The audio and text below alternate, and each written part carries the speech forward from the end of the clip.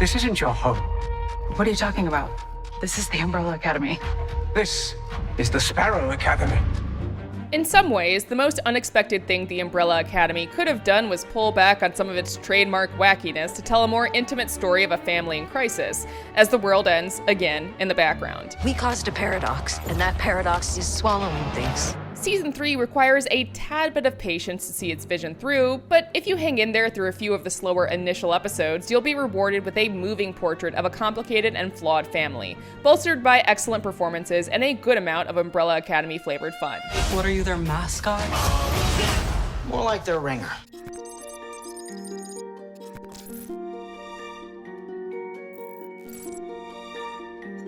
This season opens in a very different place than Season 2 did. Where the previous installment saw the Hargreeves separated, this one starts with them all together and confronting the Sparrow Academy. Bringing them together like this allows for a more focused style of storytelling. It's rare to see a streaming series dare to go smaller and more disciplined, and for the Umbrella Academy, it's a surprising change that works. Still, it does take a little while for things to get cracking and lean into what this particular superhero series does best, delving into the nuanced relationships between the siblings. Next person to say dickhead is getting a punch to the throat. Dickhead. Dickhead. While the first episode is fun, the next couple slow down quite a bit as the characters try to figure out their current apocalypse and struggle with some of the growing pains of bringing the band back together. But give it time, or more specifically, give it 3 episodes. So, if you ever see your other self, Kill them. Sleep with them. avoid them. Episode 4 is when we start cooking with gas, firing up some crazy twists and unfolding its vision for our traumatized and exhausted Hargreeves. These familial relationships and the character development for each individual Hargreeves is where the Umbrella Academy has always shined and continues to do so more than ever in Season 3. No single member of the family is given the shaft story-wise, and there's not a weak link in the bunch in terms of performances. In particular, Luther, who in previous seasons has struck me as more annoying than endearing, is given something of a redemptive arc, and Tom Hopper's performance makes the character a heck of a lot more likable in this batch of episodes. 5, Diego and Klaus are given plenty of time to develop too. Our little paradox brought forth a freaking Kugelblitz. What the hell is a Kugelblitz? Essentially, we're screwed. Even when Klaus's storyline might seem a little too removed from the larger vision, it eventually pays off, and Robert Sheehan plays him with such charm that it's hard to be mad at the detours. Come on, as if you wouldn't climb Luther Mountain.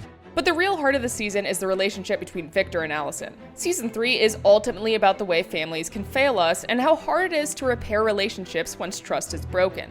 It's a theme that's beautifully woven throughout, but especially between Viktor and Allison, and both Elliot Page and Emmy Raver-Lampman give heartbreaking performances. And as previously revealed, Viktor does come out as transgender in this season, mirroring Page's own real-life transition. We won't spoil the details here, but trust that the way it's handled is perfectly on brand for the Umbrella Academy in the best way, ending up as just another layer in Viktor's nuanced arc this season.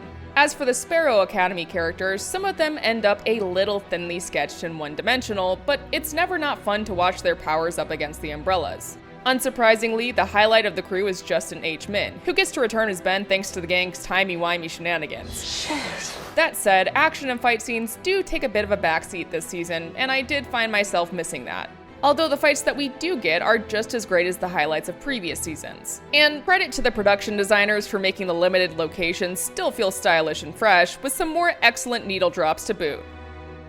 The Umbrella Academy Season 3 may take a few episodes to find its footing, but give it time and it eventually ends up doing what it does best, building on the character development of the Hargreeves siblings and their relationships between one another. There's not a weak performance in the bunch, but Tom Hopper gets a little something more to work with as Luther, and Elliot Page and Emmy Raver-Lampman stand out especially in Viktor and Allison's complicated relationship. It may initially seem a little less inventive and action-packed than previous seasons, but when it loses in wackiness, it gains in heart and the clarity of its message, one that resonates whether your family is screwing up the timeline or not.